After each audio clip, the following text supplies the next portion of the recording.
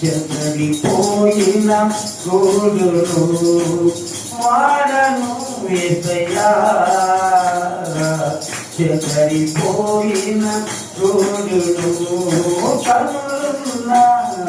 కనలేది చెవులున్నా వినలేది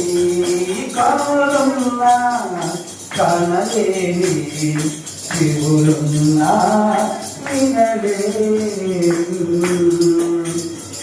భాషలున్న భావములేని ఆత్మ ఉన్న